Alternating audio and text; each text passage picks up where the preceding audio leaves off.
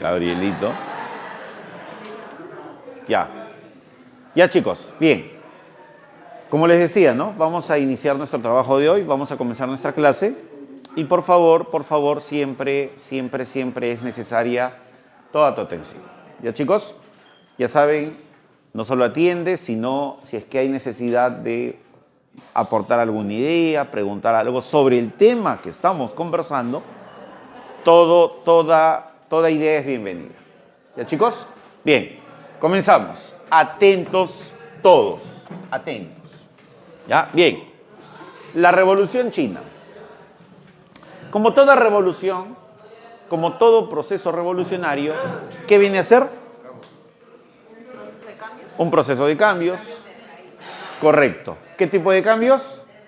Cambios desde la raíz, cambios profundos, cambios radicales. Una revolución es un proceso de cambios radicales, cambios profundos, que se dan en todo aspecto. ¿Ah? ¿En qué aspectos? Económicos, sociales, políticos y culturales. Si no, no sería una revolución. Ahora, punto 1. Punto 2. ¿Quiénes impulsan una revolución? Por lo general, ¿quiénes impulsan una revolución? Por lo general, impulsan una revolución los sectores populares. Correcto. ¿Quién? El pueblo. ¿Integrado por quiénes? Pobres. Por obreros, campesinos, clase trabajadora, ¿no? Sectores marginados, sectores olvidados, sectores discriminados. Esa es la segunda idea, ¿no? Y la tercera idea importante, silencio, la tercera idea importante es que una revolución tiene necesariamente que pasar por un proceso de transformación ideológica. Una revolución implica la toma de conciencia de ciertos sectores populares que entiendan que determinada realidad no está bien. O sea, desnormalizar lo que creemos que está bien. Y para eso hay necesidad ¿de qué? De una influencia ideológica, un alimento ideológico. En el caso de la Revolución China, ideológicamente hablando, esta se nutrió ¿de qué? De las ideas socialistas, de las ideas marxistas. Sin embargo, he aquí un detalle. El marxismo que se desarrolla en China, que se pone en práctica en China, es un marxismo en cierta medida modificado. Es un marxismo que será adaptado a la realidad china, a las condiciones chinas. ¿Cómo se le denomina ese marxismo que se va a adaptar a la realidad china, que se va a adaptar a las condiciones chinas? Es el denominado maoísmo. Es el marxismo desarrollado ¿por quién? Por Mao Zedong.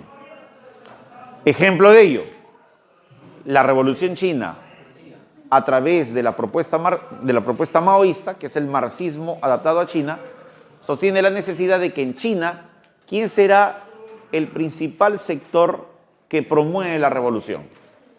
La clase campesina, los sectores campesinos. Ojo, cuando el marxismo clásico sostiene la idea de que una revolución socialista, ¿quién la tiene que dirigir?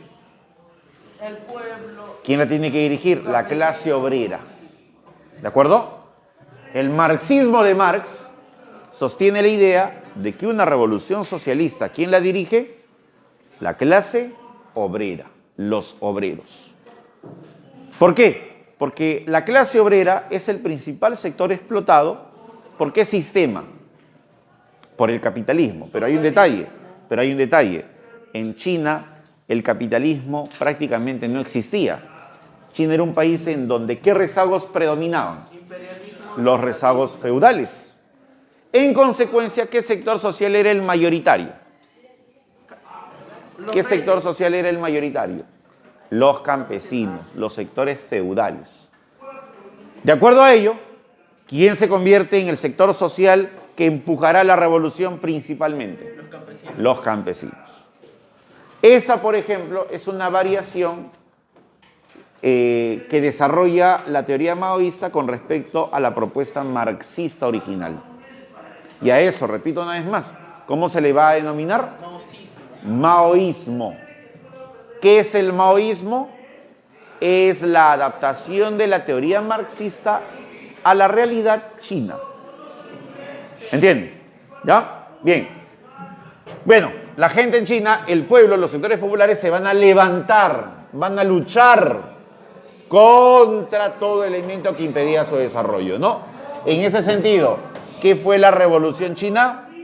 Proceso de profundas transformaciones económicas, sociales, políticas y culturales. Impulsadas por el pueblo chino, contra todo elemento que impedía su desarrollo. Ya, sencillo, de esa manera lo definimos. No te olvides, profundas transformaciones. Una revolución implica eso, profundos cambios. ¿Ya? No cambios superficiales, ¿no? Sino cambios profundos desde la raíz. Principales causas. ¿Cuáles son las causas que van a desatar la revolución china para ser específicos? Eran feudalistas. Primera causa. China en pleno siglo XX o inicio del siglo XX giraba en torno a una economía ¿de qué tipo? Feudal. Feudal. ¿Qué predominaba dentro de China? Imperialismo. La feudalidad. Terratenientes que explotaban a los campesinos. Habían familias enteras que controlaban enormes cantidades de tierras y eso aseguraba un feudalismo para ellos. ¿Qué hay que hacer? Hay que combatir ello.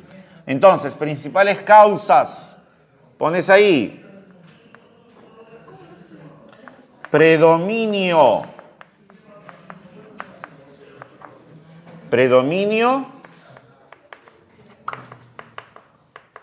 de la feudalidad. ¿Ya? Predominio de la feudalidad. Atento aquí. Predominio de la feudalidad. Ponemos sectores nobles o nobleza terrateniente. Nobleza terrateniente. Nobleza terrateniente. Concentra la propiedad sobre la tierra. Por eso hablamos de sectores terratenientes, propietarios de tierras. Y en esas tierras se explotaban ¿a quién? A la población predominante china. ¿Cuál era la población predominante en China? Los campesinos. Nobleza terrateniente explota a la población campesina. A la población campesina. ¿Ya? Nobleza terrateniente explota a la población campesina. Predominio de la feudalidad. Primera causa. Segunda causa. China, un territorio extenso, enorme, muy atractivo ¿para quiénes? Para las potencias capitalistas. Recuerdan que cuando hablamos de la historia de la Revolución China, esta se inicia en el siglo XX. Sus orígenes están en los inicios del siglo XX. O sea, en los inicios de 1900. Pregunta, en los inicios de 1900 el capitalismo está ¿en qué fase? 1949. Inicios de los 1900, inicios del siglo XX, el sistema capitalista ha ingresado ¿a qué fase? A la fase imperialista. Es lo que dije, imperialismo. Y en el imperialismo, las potencias mundiales, ¿por qué se caracterizan? ¿Por qué se caracterizan las potencias mundiales en el imperialismo? La expansión colonizadora. Las potencias salen a colonizar el mundo, salen a invadir territorios. ¿Sobre todo para qué? ¿Sobre todo para qué? Expandirse. ¿Para qué? Para encontrar fuentes de materias primas, Las primas. para encontrar recursos naturales. China en ese sentido se convierte en un blanco ¿de quiénes? De las potencias imperialistas que quieren invadirla para apropiarse de sus recursos. Por ejemplo, ahí estarán los intereses ¿de quién? De Inglaterra. En el siglo XIX, es decir, en el siglo anterior al estallido de la revolución, China fue constantemente hostigada ¿por quién? Por Inglaterra. Es más, los chinos van a intentar defenderse de la abusiva expansión imperialista de Inglaterra. Razón por la cual dentro de China van a estallar guerras antiimperialistas. Una de las más famosas guerras antiimperialistas será la guerra del opio. ¿Ya? La guerra del opio. No te olvides, la guerra del opio es una guerra de resistencia china contra la invasión, la intromisión ¿de quiénes? De los ingleses. ¿Ya? Pero no es la única. También estará, por ejemplo, la rebelión de los Boxers. Otro conflicto que se da dentro de China contra la intromisión imperialista. Otra potencia que va a pretender invadir territorios chinos, quitarle a China sus territorios, aparte de Inglaterra, Japón. ¿Me entienden? La cosa es que China se convierte en blanco ¿de quiénes? China se convierte en blanco ¿de quiénes?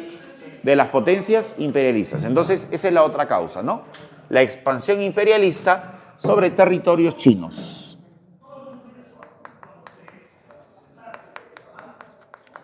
La expansión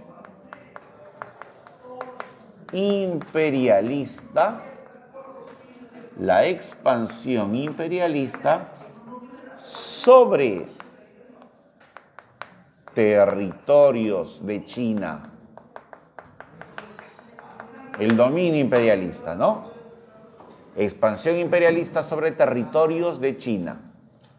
¿Para apropiarse de qué? De sus recursos naturales. Y aquí tenemos los intereses ¿de quién?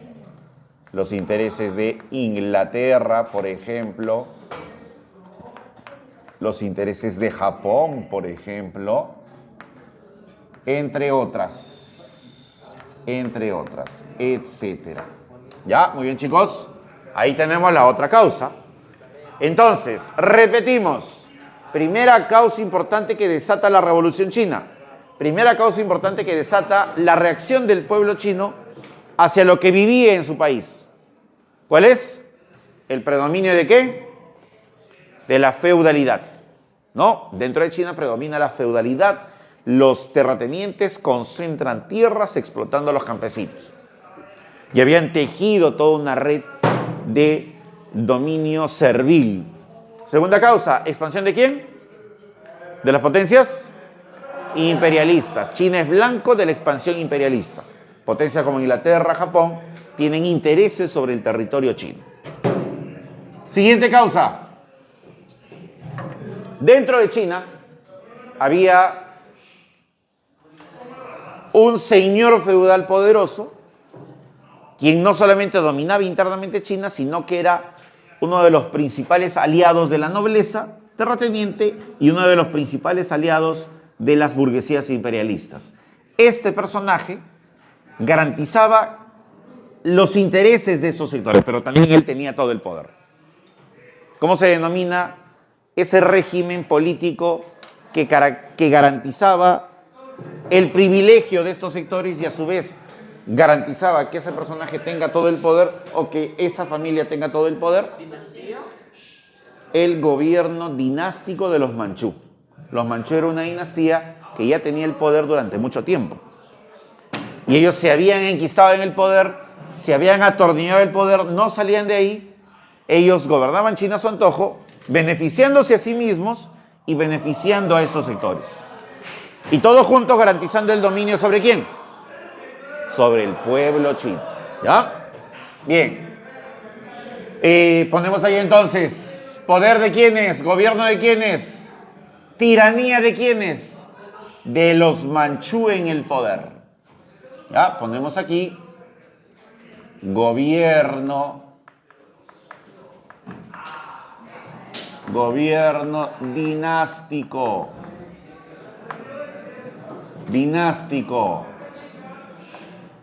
De los manchú. Gobierno dinástico de los manchú. ¿Ya? Bien. Esta dinastía concentra el poder, dirige el Estado, beneficia los intereses extranjeros. Concentración de todo el poder. Concentración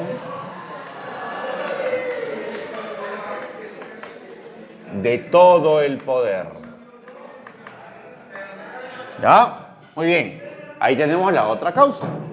Gobierno dinástico de los manchú. Concentración de todo el poder en esa dinastía. ¿Ya? Siguiente causa.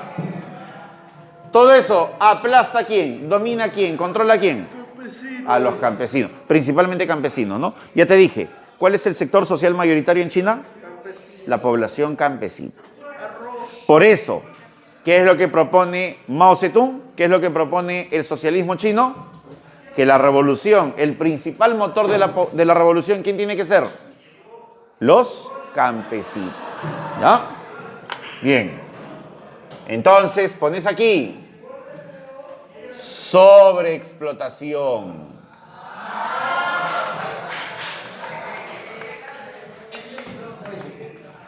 Sobreexplotación hacia los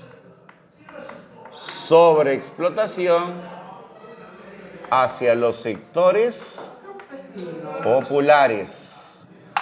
Principalmente, ¿qué sector? Campesinos.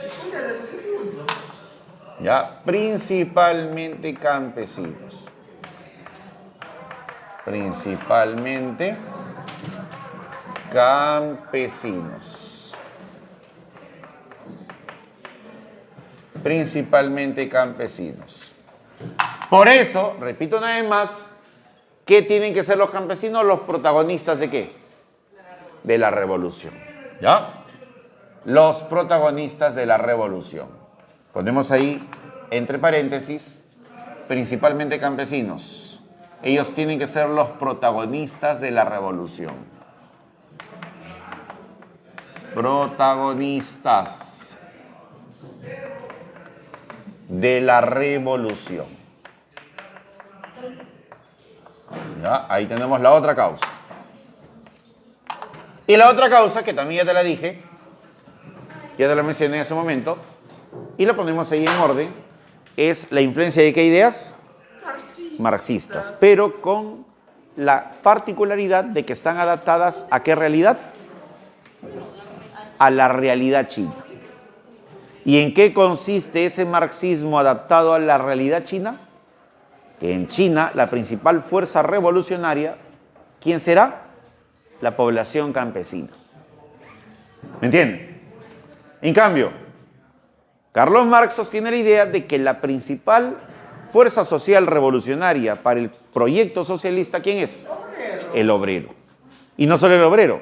Según el marxismo de Marx, ¿qué país es el país idóneo para una revolución socialista? Inglaterra. Inglaterra es el país idóneo para una revolución socialista. ¿Por qué Inglaterra? Porque en Inglaterra se ha desarrollado el capitalismo, se ha consolidado la industria, se ha consolidado la clase trabajadora. Entonces, en Inglaterra el capitalismo vive en carne propia la explotación burguesa. Y por ende es el único que entiende ello y en consecuencia es el único capaz de transformarlo. Eso sostiene la teoría marxista como tal.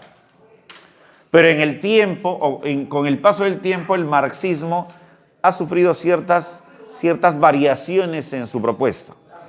Tenemos la propuesta rusa, desarrollada ¿por quién? Por Lenin. Y tenemos la propuesta china, desarrollada ¿por quién? Mao. Entonces pones aquí otra causa. ¿La influencia de qué? La influencia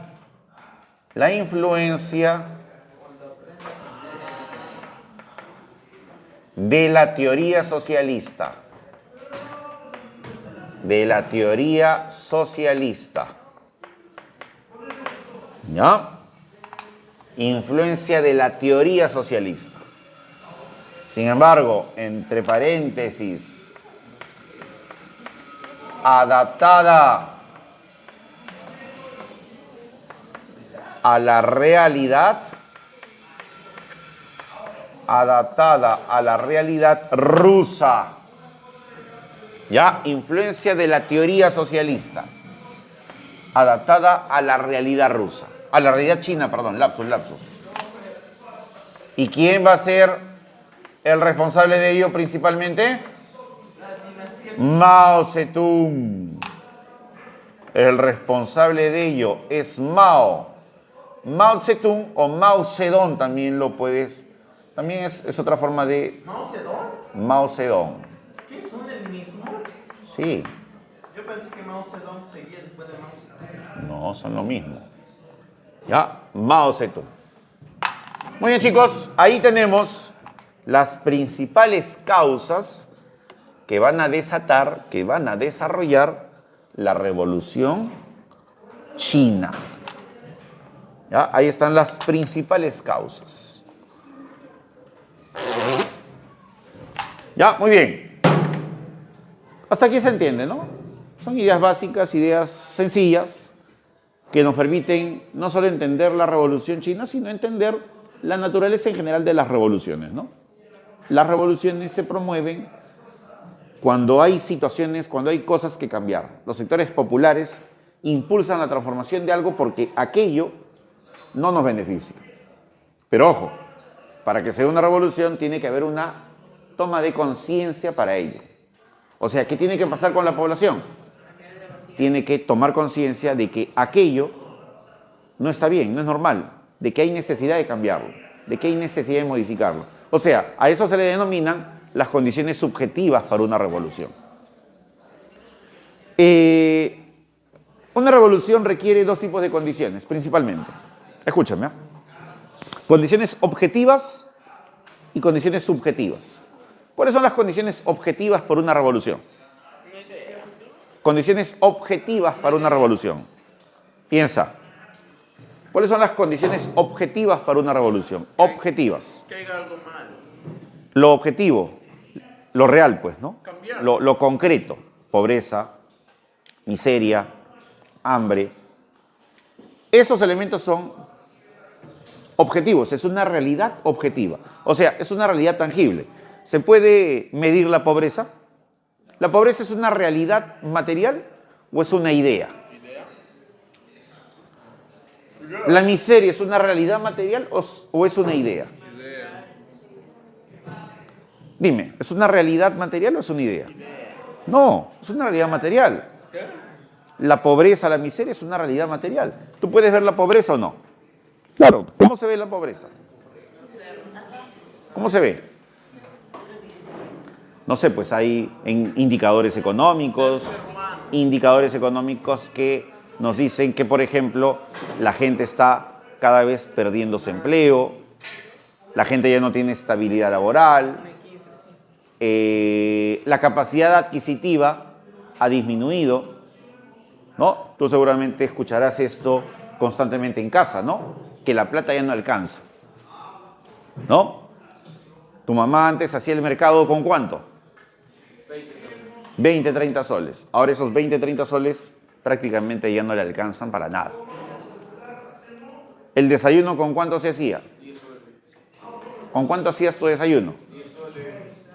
10 soles, 7 soles, menos incluso, ¿eh? ¿No? Con 5 soles comprabas tu sol de pan. El máximo era 10 soles. ¿No? Con 5 soles tu sol de pan. ¿Cuántos panes un sol? 6, 7. En el mejor de los casos hasta 10 panes. Antes era venía 6, ¿No? En el mejor de los casos hasta 10 panes. Ya, un pan, perdón, un sol de pan. ¿Qué más? Tu avena, ¿cuánto cuesta tu avena? ¿Cuánto costaba? ¿No? Para preparar, ¿no? Un sol, ¿no? Creo que el más barato era un sol, ¿no? Ya, ahí tienes 2 soles. ¿Qué más? Y ahí tienes tu avena, tu pan, y a tu mantequilla y a tu margarina. Ya no mantequilla, tu margarina. ¿Cuánto está la barrita chiquita de margarina? ¿Cuánto estaba? ¿No cuesta más caro que la mantequilla? Un sol 20 creo, ¿no? Y ahí tienes tres y tantos. O sea, ¿con cuánto mínimo te podías hacer un desayuno decente? 5 soles. Claro. Y tu almuerzo con 20, 30 soles. Tu almuerzo pues para ti, para, ¿no? Una familia, ¿no? De 4 o 5. Hoy en día, ¿te puedes hacer un desayuno con 5 soles? Ese para el agua, porque Bueno, ¿Cuánto sí, es el pan? porque si te compras un cachito y... No, pues, lo que estoy hablando es a nivel familiar, pues. ¿No? A nivel familiar. No, pues no te alcanza. Si quieres 10 panes, porque en tu casa son 4 y cada uno come 2 panes y medio. 2,50 ahora. ¿Son cuánto en 10 panes? 2,50 ahora. 2 soles 50, 3 soles, ¿no? Solo en el pan. Y ahí métele su avenas, no sé, pues en la mantequilla o lo que quieras, ¿no? Ya no alcanza, pues. Entonces, pregunto, ¿ello es una idea o es algo real? Eso es real, pues, ¿no? La miseria y la pobreza son realidades tangibles, son realidades objetivas. Entonces, una revolución, ¿qué requisito requiere? Realidad objetiva. Causas objetivas, pero también ¿qué causas requiere? Subjetivas, pues. ¿Cuáles son las causas subjetivas? Que la gente tome conciencia de qué. De que hay necesidad de un cambio. De que la gente tome conciencia de que esta realidad no me favorece y en tanto yo no haga nada, eso no va a cambiar. Los que tienen el poder, los que concentran las riquezas, no se van a sentar a reflexionar sobre nuestra miseria y de un momento a otro decir, carambas, estamos haciendo más pobre al pobre, así que a partir de ahora voy a desprenderme de mis riquezas y le voy a dar algo de lo que yo tengo. ¿Podrá pasar eso? Es casi improbable, ¿no? Es una cuestión utópica. El socialismo utópico, hay un socialismo utópico, más o menos dice eso, ¿no? Que las cosas van a cambiar a partir de la buena voluntad de ¿quién? Del burgués. El burgués tendrá buena voluntad, reflexionará y le empezará a dar a la clase trabajadora lo que merece. ¿Eso será posible? No. Eso no va a ser posible. Por eso, si la sociedad quiere un cambio, ¿quién tiene que generar ese cambio?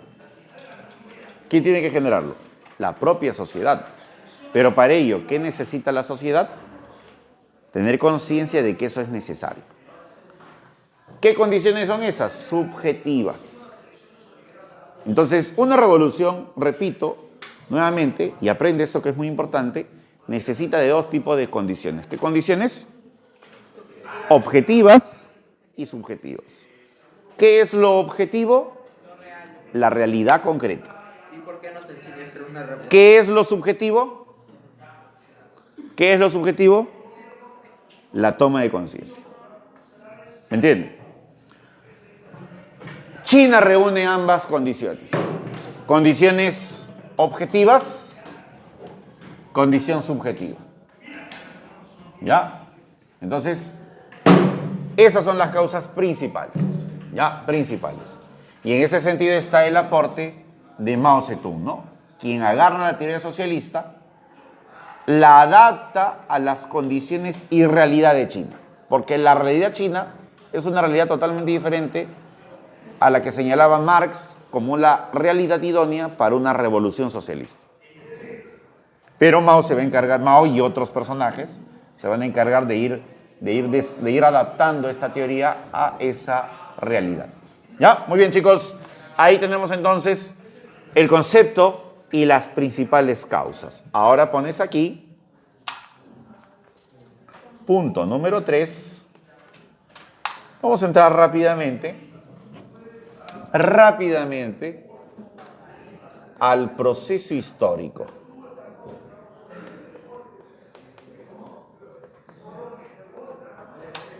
O sea, ¿cómo se dio la Revolución China? Proceso histórico. Ya, silencio. Bien. Ahora, la Revolución China tiene 2 periodos. Chicos, la Revolución China tiene 2 momentos. ¿Cuáles son los 2 momentos de la Revolución China? Jovencitos, la Revolución China tiene dos momentos. ¿Cuáles son los dos momentos de la Revolución China? La rebelión de boxers. No. La Revolución China tiene dos momentos, tiene dos etapas. ¿Cuáles son las dos etapas de la Revolución China? Dictadura de Fulgencio Batista. ¿Batista? No. Chicos, ¿cuáles son las dos etapas de la Revolución China? Escúchame, ¿eh? La primera etapa de la Revolución China es la etapa nacionalista. La primera etapa de la Revolución China es la etapa nacionalista. ¿Y cuál es la segunda etapa? La etapa socialista. ¿Ya? Entonces pones ahí dos etapas. Proceso histórico, dos etapas. Primera etapa. La nacionalista. Ponemos aquí la etapa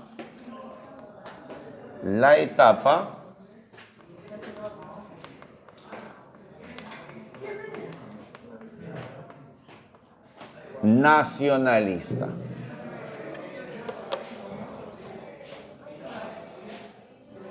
Ya, atentos. ¿Quién la va a dirigir? La va a dirigir, escúchame bien, el denominado Partido Nacionalista Chino. ¿Ya? Partido Nacionalista Chino. El PNC. ¿Ya? O también llamado, el nombre más difundido para los que dirigen la etapa nacionalista, es el Kuomintang. ¿Ya? No te olvides, ¿ah? Es el Kuomintang. ¿Y qué es el Kuomintang? El Partido Nacionalista Chino. Entonces pones aquí, la dirige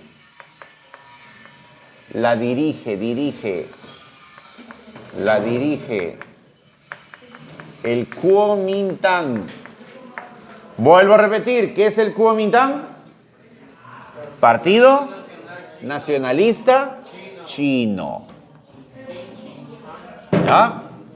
¿Y quién lo lidera? ¿Quién lidera el Kuomintang? No. ¿Quién será el líder? El líder será Sun Yat-sen. El líder será Sun Yat-sen. ¿Ya? Sun Yat-sen.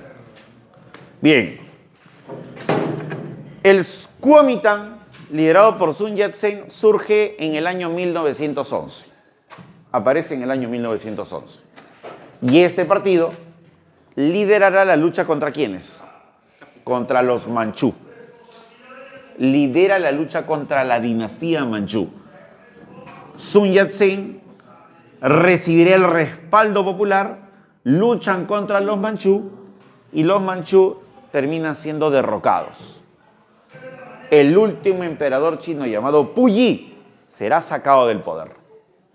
O sea, triunfa la lucha de los nacionalistas. Porque, ¿cuál era el objetivo de los nacionalistas? Tomar el poder, pero para tomar el poder tenían que derrocar ¿a quiénes? A los manchú, los que tenían el poder. Los manchú, esa dinastía que gobernaba China durante mucho tiempo y garantizaba todo esto, hacía que los terratenientes tengan todo el poder, las burguesías imperialistas ingresen a China y literalmente hagan lo que les dé la gana. Esos manchú fueron sacados del poder. Ese es uno de los principales logros de ¿quiénes? Del Kuomintang. Ponemos aquí, no te olvides, ¿en qué año surge el Kuomintang con Sun Yat-sen? 1911. Luchan contra los manchú. Luchan contra los manchú. Ponemos aquí, serán derrocados. Ya, luchan contra los manchú, serán derrocados. Los derrocan. ¿Quién es el último emperador? Chicos, Puyi. Ya, Puyi, el último emperador. El último emperador. No te olvides. ¿Ya? Ahora, escúchame. Ellos toman el poder y ¿qué instalan en China? Instalan un régimen republicano. China se convierte en un estado republicano, la República China. Se instala la República China. Se instala la República. ¿Ya? Bien, ahora, silencio. Obviamente, ¿quién va a mirar con mucha expectativa esto? ¿Quién va a mirar con mucha expectativa? ¿Quién va a tener mucha expectativa de lo que está pasando en China? Los sectores populares, pues porque los sectores populares creen que con los nacionalistas en el poder, ¿qué empezará a pasar en China? Se empezarán a dar cambios, la revolución irá construyendo una sociedad totalmente diferente, a los sectores populares se les van a conceder beneficios, se les va a conceder tierras. La población campesina, ¿qué pedía justamente? ¿Qué pedía la población campesina? Acceso a tierras. La cosa es que los nacionalistas terminan decepcionando en el poder ¿a quiénes? A los sectores populares. ¿Por qué? Porque los nacionalistas no van a impulsar una verdadera revolución. ¿Qué van a impulsar?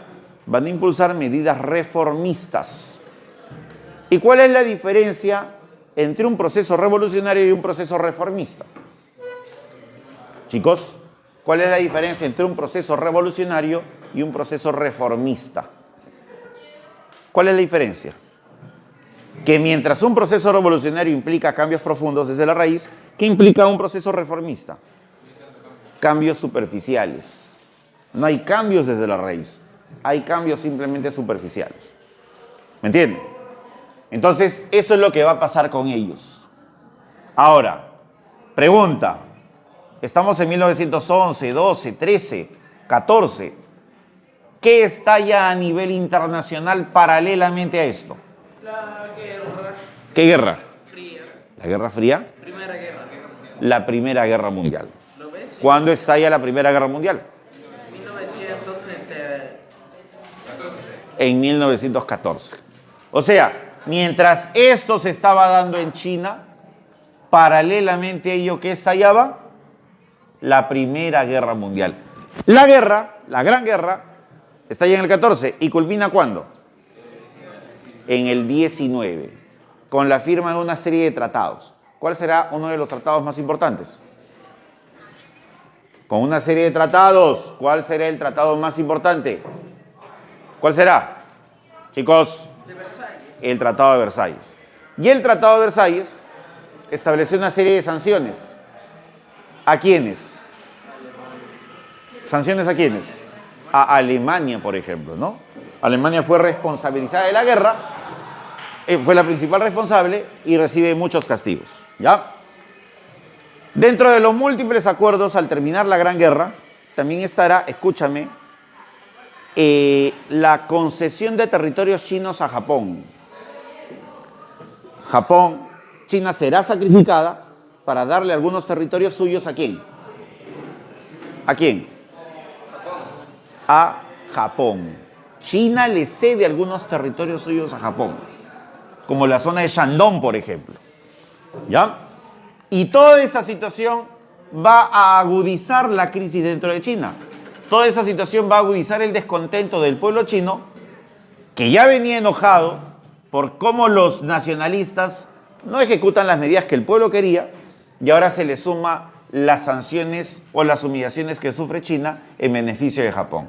Y todo eso va a desencadenar o va a permitir el surgimiento de otro partido, un partido político paralelo al Kuomintang, que surge en 1921.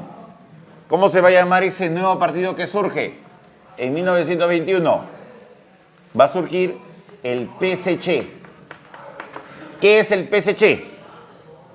PSC, Partido Comunista Chino. Y aquí destaca, por ejemplo, un personaje llamado Chun Te.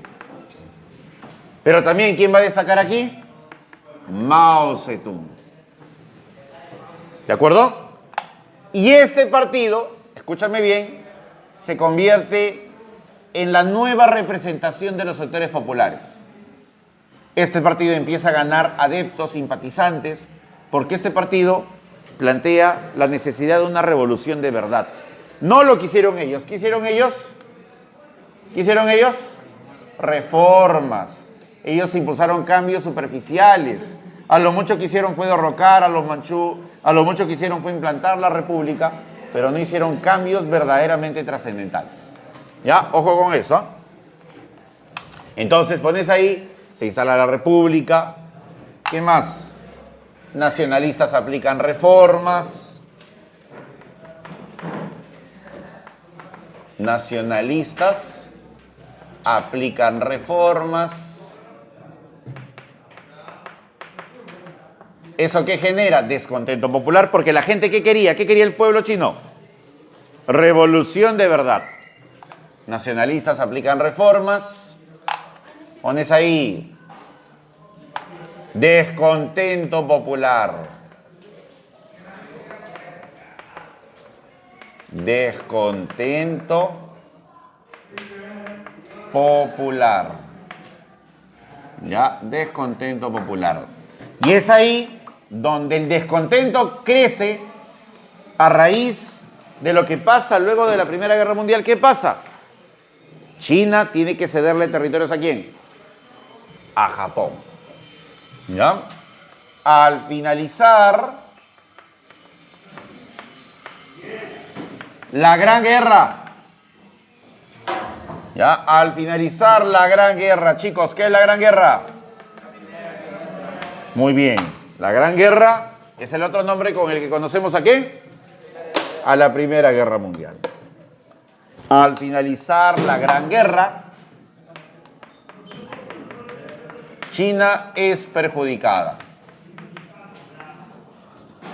China es perjudicada. ¿Qué pasa con China? Cede territorios ¿a quién? Japón. ¿Ya? Cede, entrega territorios a Japón. ¿Qué? ¿China era mala? No, sino que más que mala o buena, esa será la forma de pagarle a Japón su participación en la Gran Guerra, apoyando ¿a qué bando? Bueno. Apoyando al bando de la Triple Entente. Porque en la Primera Guerra Mundial, a diferencia de la Segunda Guerra Mundial, en donde Japón se va a aliar ¿con quién? Nazis. Con los nazis, con los fascistas. Silencio. En la Primera Guerra Mundial, Japón se pliega a apoyar ¿a quién? A la Triple Entente. Entonces, al terminar la guerra, la Entente gana la guerra, Japón y los países de la Entente van a recibir pues beneficios, territorios, ¿no? Concesiones económicas. Y China pues será sacrificada en ese aspecto, ¿no? Japón obtiene territorios. Obtiene territorios. Y todo eso, chicos, todo eso ¿qué va a alimentar dentro de China? Un mayor descontento. Y ese descontento se va a canalizar en el surgimiento ¿de qué? Ese descontento se va a canalizar en el surgimiento ¿de qué? Del PSC, que surge ¿en qué año? 1921. ¿Ya? Era 1949. 1921. Ponemos aquí 1921. Surge el Partido Comunista Chino. Surge el PSC. Ya, ahí tenemos el PSC. Algunos líderes del PSC. Chun Te. Y uno de los que va a destacar más, ¿quién será? Mao Zedong. ¿Ya? Mao Zedong. Atento aquí, ¿ah? Atento. ¿Qué harán los nacionalistas frente al PSC? Sun Yat-sen va a desarrollar una política de tolerancia. Escúchame, ¿eh? Sun Yat-sen, ¿quién era? ¿El líder de quién? ¿El líder de quién? De los nacionalistas. Sun Yat-sen y el Kuomintang van a aplicar una política de tolerancia en cierta medida, o sea, va a permitir que el Partido Comunista se desarrolle, pues se difunda, ¿no? Ciertas concesiones. Sun Yat-sen y el Kuomintang no van a desarrollar un régimen dictatorial, represivo, brutal. Y esto será favorable para que el PSC gane terreno. Eso será favorable para que el PSC gane adeptos. Y el PSC empieza a crecer, empieza a ganar notoriedad. La gente se empieza a identificar más con el PSC por su propuesta de revolución necesaria, de transformaciones profundas. Sin embargo, esa situación cambia, escúchame bien, cuando muere Sun Yat-sen. Muere él. ¿Y quién asumirá el Kuomintang? Un personaje llamado Chiang Kai-shek. ¿Ya? Un personaje llamado Chiang Kai-shek. No te olvides, ¿ah? Chiang Kai-shek. ¿Ya? Pones ahí. Pones ahí. Antes de eso, ¿no? Surge el PSC con Chunte Mao Zedong. ¿Qué más? Pones ahí. Respaldo popular en crecimiento.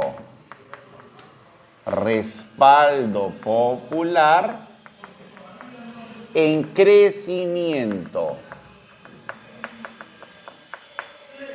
¿Ya? Respaldo popular en crecimiento. O sea, el PSC empieza a crecer, a crecer, a crecer, a crecer, a crecer, a crecer, a ganar notoriedad. La gente se empieza a identificar más con él, decepcionado por el gobierno ejercido de ¿quiénes? Del Kuomintang. Pero el Kuomintang, con Sun Yat-sen, cierta tolerancia. No los va a perseguir, no los va a silenciar, no les va a privar de la difusión de sus ideas. Pero eso cambia, repito, cuando muere ¿quién? Cuando muere ¿quién, chicos? Sun Yat-sen. ¿Y quién asume el liderazgo del Kuomintang? Chiang Kai-shek. Pones ahí. A la muerte de Sun Yat-sen, a la muerte de Sun Yat-sen, ¿quién asume el liderazgo del Kuomintang? A la muerte de Sun Yat-sen, asume liderazgo del Kuomintang. Ya, del Kuomintang. Asume el liderazgo del Kuomintang. ¿Quién lo asume? Ya te lo dije. Chicos. Chiang Kai-shek.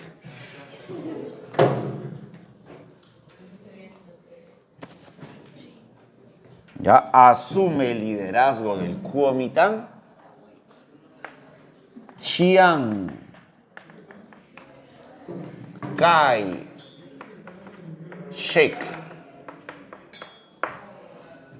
Y este señor, este personaje, es un enemigo de ¿quiénes? Socialista. De los comunistas, de los socialistas.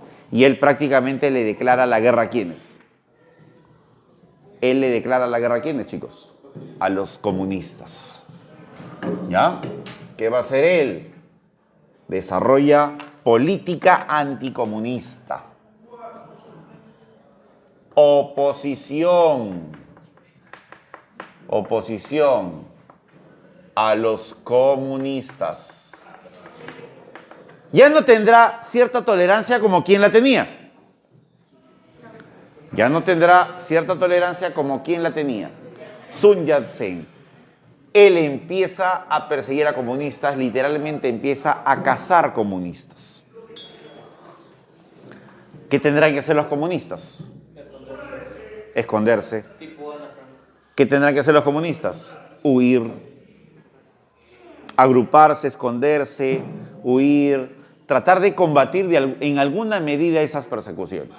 Ojo, los comunistas todavía no tenían fuerza para enfrentarse a ¿quiénes? ¿A quiénes? A los nacionalistas, pues. Y es aquí donde destaca el liderazgo de Mao Zedong, en organizar de manera estratégica una gran retirada de ¿quiénes? Una gran retirada de ¿quiénes? Una gran retirada de los comunistas. ¿Hacia dónde se irán los comunistas? Se retiran estratégicamente, no pueden quedarse en las zonas urbanas, tienen que abandonar las zonas urbanas porque había una brutal persecución contra ellos. ¿Cómo se va a llamar esa retirada estratégica? Eso tiene un nombre, es uno de los episodios más heroicos de la Revolución China. Es uno de los episodios más emblemáticos de la Revolución China. ¿Cómo se le va a llamar a esa retirada estratégica de los comunistas hacia las zonas rurales, hacia el campo, huyendo de la brutal persecución de los nacionalistas? A eso se le va a llamar la larga marcha. ¿De acuerdo? Se le va a denominar la larga marcha. No te olvides, ¿ah? En donde decenas de comunistas, cientos de comunistas, miles de comunistas tendrán que recorrer varios miles de kilómetros en esa retirada, en esa huida. ¿Y hacia dónde se van? Se van hacia las zonas rurales. Y es ahí en donde se fortalece la propuesta maoísta. ¿Cuál es la propuesta maoísta? Que la revolución tiene que sostenerse en el apoyo ¿de quién? De los campesinos. Por eso cuando los comunistas se van a las zonas rurales, ahí van a encontrar al campesino como su gran aliado. Ahí van a encontrar al campesino como la principal fuerza para promover la revolución. No te olvides de eso. Entonces, ¿qué tuvieron que hacer los comunistas frente a la persecución? Retirada estratégica. ¿Cómo se llama eso? La larga marcha. Entonces pones ahí, ¿no? A la muerte de Sun Yat-sen asume el liderazgo del Kuomintang Chiang Kai-shek. Oposición a los comunistas. Guerra contra ellos. Una brutal guerra. ¿Ya? Brutal guerra. ¿Qué tuvieron que hacer los comunistas? El PSC. ¿Qué es el PSC? ¿Qué es? El PSC, Partido Comunista Chino, se retira estratégicamente. Estratégicamente. ¿Hacia dónde se retira? Montañas. Hacia las zonas rurales, hacia las zonas montañosas, hacia el norte. El PSC se retira estratégicamente hacia las zonas rurales del norte. Vuelvo a preguntar, ¿cómo se llamó esa retirada estratégica? La larga marcha. Esa retirada estratégica se denomina la larga marcha. Muy bien, vuelvo a repetir. Ese hecho es considerado uno de los episodios claves de la Revolución China. ¿Por qué? ¿Por qué ese hecho es considerado un episodio clave en la Revolución China? Porque gracias a ese hecho se logró literalmente salvar ¿a quiénes? A los comunistas. A los comunistas, pues. La fuerza que liderará la segunda etapa de la Revolución China. ¿Cuál es la segunda etapa de la Revolución China? La etapa socialista, pues. ¿Cuál es la primera etapa? Nacionalista. La segunda etapa será la socialista. Ahora escúchame. Se instalan en el campo. Y ahí una de las principales tareas será buscar el respaldo de qué fuerza social a la lucha. Campesinos. ¿Ya? Entonces, el PSC se retira estratégicamente a las zonas rurales del norte. La larga marcha. Ponemos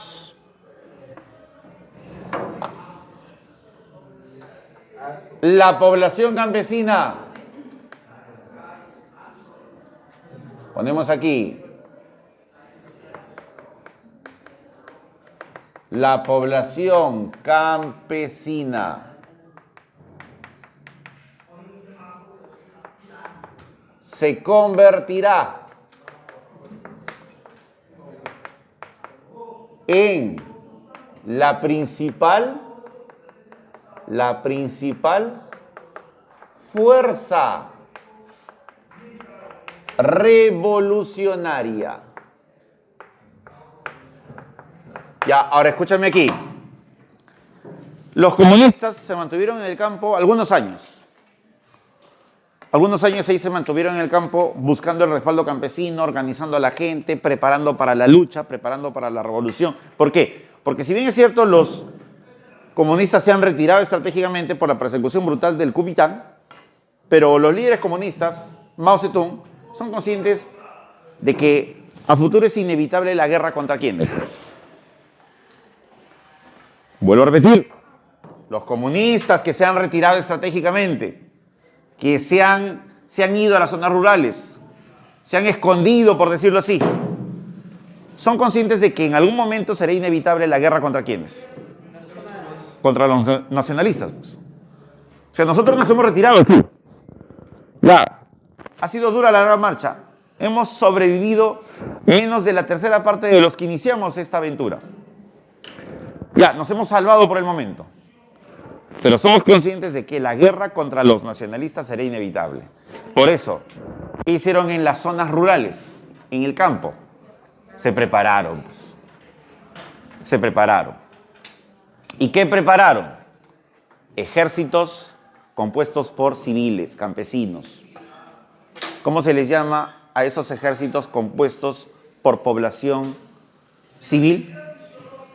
¿Cómo se le denomina a un ejército irregular? Milicias o guerrillas. Entonces, en las zonas rurales, los comunistas se encargaron de preparar a la gente para la futura lucha ¿contra quiénes? Contra los nacionalistas. Y dentro de esa organización se dio la formación de guerrillas. Y las guerrillas, que son ejércitos irregulares, tienen toda una táctica de guerra, de lucha, que básicamente reside en ¿qué? En no enfrentarse directamente contra el enemigo, sino ¿qué hacer? Desgastarlo. ¿Ya? La guerrilla se desenvuelve bajo tres ideas básicas. Cuando el enemigo avanza, ¿qué hace la guerrilla? Cuando el enemigo avanza, ¿qué hace la guerrilla? Retrocede. Cuando el enemigo descansa, ¿qué hace la guerrilla? Hostiga. Entonces, en ese plan, ¿no? Retrocedemos, hostigamos. Retrocedemos, hostigamos. Tarde o temprano, ¿qué va a pasar con el enemigo? Se va a desgastar. Eso es inevitable. La guerra desgasta. Cuando el enemigo esté desgastado, ahí, ¿qué hacemos? Atacamos. ¿Me entienden? Mao Zedong, en ese sentido, tiene muchísimos escritos justamente sobre la guerra de guerrillas. Literalmente se convierte en un especialista en ello. Chicos, una vez que ya están preparados los comunistas, ¿qué hacen? Ya se prepararon en el campo. La guerra es inevitable. ¿Qué hacen los comunistas? Avanzaremos. Ahora es turno de nosotros. Ahora vamos a atacar nosotros. Y ahí viene la otra estrategia. Los comunistas ya ganaron el campo. Ahora, ¿dónde van a ir? ¿Ya ganaron el campo? A la ciudad. La lucha del campo a la ciudad. ¿De acuerdo? No te olvides. Entonces, la población campesina se convertirá en la principal fuerza revolucionaria. Ponemos aquí, comunistas organizan guerrillas. Comunistas organizan guerrillas. Y sobre la base de ello, la resistencia. Comunistas organizan guerrillas. y sobre ello,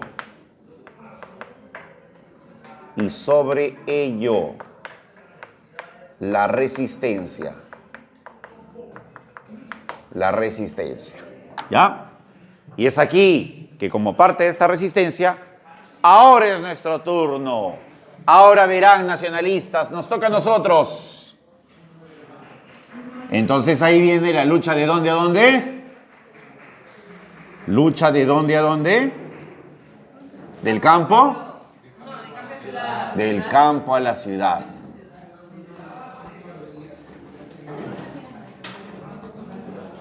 ¿Tú has escuchado hablar de Sendero Luminoso?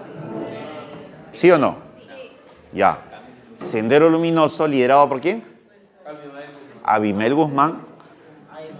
Copió mucho de lo que se hizo en el proceso de la Revolución China. Por eso, si ustedes recuerdan, o si han escuchado por ahí, Sendero Luminoso, donde primero desplegó su lucha revolucionaria aquí en el Perú. Donde desplegó primero su lucha revolucionaria, su lucha subversiva, su lucha terrorista. ¿Dónde? En el campo, pues. Ayacucho, Huancavelica, Apurímac, silencio. Estas zonas fueron los lugares en donde Sendero Luminoso desplegó su lucha inicialmente. Y una vez que ganó espacios en esos puntos, ahí Sendero pasó a esa estrategia. ¿Qué estrategia? A ir a la capital. Correcto. Ya ganamos el campo. ¿Vámonos a dónde? A la ciudad. Y la lucha subversiva, el terrorismo, ¿llegó a dónde? A Lima, pues. Y a otras ciudades del país, ¿no? Un gobierno de Alan García en su primer gobierno de Fujimori, ¿no? Muy bien. ¿Y por qué pasa eso? Repito, porque Sendero Luminoso trató de aplicar la experiencia china ¿a dónde? En Perú. Al Perú. Pero, ¿qué es lo que básicamente quería hacer el Sendero? Pretendían eso, ¿no? Pretendían instaurar, construir el comunismo, el socialismo, inspirados en el proceso chino, en la revolución china, en la doctrina de Mao Zedong. ¿Ya? Muy bien. Ya, chicos. Entonces, comunistas organizan guerrillas y sobre ello la resistencia. Y sobre ello, la lucha de dónde a dónde. La lucha del campo a la ciudad.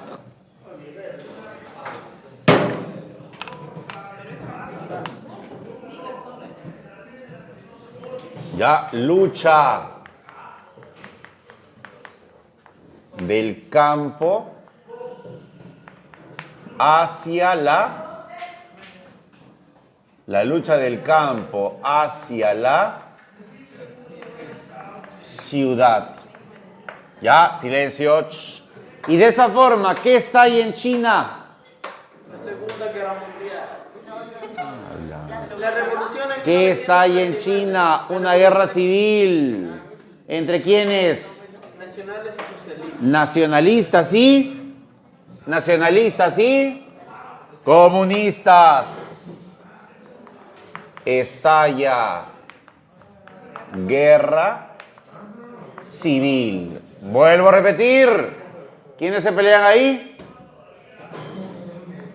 Nacionalistas. Muy bien. Nacionalistas versus comunistas. Escúchame aquí. Estamos en 1935, 36. Chicos, estamos a puerta de que estalle ¿qué? La Segunda Guerra Mundial. Y en la Segunda Guerra Mundial, China se convierte en blanco ¿de quién?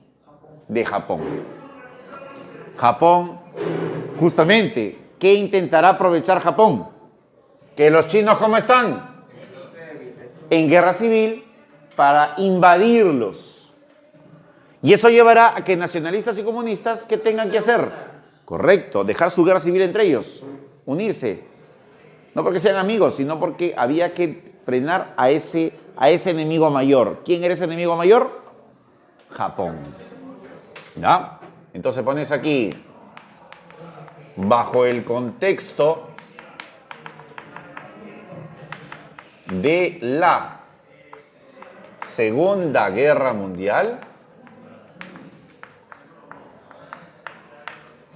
bajo el contexto de la Segunda Guerra Mundial, Japón invade China. Ya, Japón invade China. No te olvides. ¿Qué tienen que hacer nacionalistas y comunistas? Chicos, ¿qué tuvieron que hacer nacionalistas y comunistas? Alianza, tregua y alianza. Unirse para enfrentar ¿a quién? A los japoneses, pues.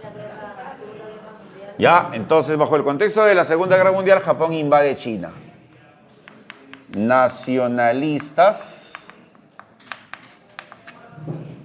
y comunistas formarán frente antijaponés. Forman frente antijaponés. Chicos, incluso van a recibir apoyo ¿de quién? De Estados Unidos. Reciben apoyo de Estados Unidos, porque si ustedes se acuerdan, en la Segunda Guerra Mundial, Estados Unidos se pelea ¿contra quién? Contra Japón, pues. Acuérdate tú qué hizo Japón. Bombardeó Pearl Harbor. ¿Qué quería Japón? Dominar todo el Pacífico. Y ahí choca ¿con quién? Con Estados Unidos. Una forma de pelear contra Japón por parte de Estados Unidos era apoyar ¿a quién? A los comunistas y nacionalistas. Estados Unidos proporcionará armamento, recursos económicos, que beneficiará tanto a comunistas y a nacionalistas. 1945, termina la Segunda Guerra Mundial. ¿Cómo queda Japón? No débil, destruida, bombardeada. 1945, Japón pierde la guerra. Por lo tanto, comunistas y nacionalistas lograron frenar las pretensiones japonesas. Se acabó la amenaza japonesa. ¿Qué pasó entre nacionalistas y comunistas? Se retoma la guerra civil. ¿Ya? Se reinicia la guerra civil. Se reinicia la guerra civil. Pero en esta oportunidad, ¿quién pasa a la ofensiva? Los comunistas. Porque los comunistas durante esa guerra contra Japón, los comunistas durante el apoyo que les brinda Norteamérica, Estados Unidos, ellos aprovecharán el armamento norteamericano, los dólares norteamericanos, ganarán más espacios dentro de China. La cosa que cuando se reinicia la guerra civil, ellos estaban en ventaja y ellos estaban en desventaja. Por lo tanto, ¿quién gana la guerra civil? Comunistas. Se reinicia la guerra civil. Triunfan los comunistas. Triunfan los comunistas. Chicos, 1949. Se da la revolución rusa. 1949. Hasta 1900. Escúchame. 1949. Atento, terminamos ya. ¿Quiénes han vencido? Comunistas. Comunistas toman el poder.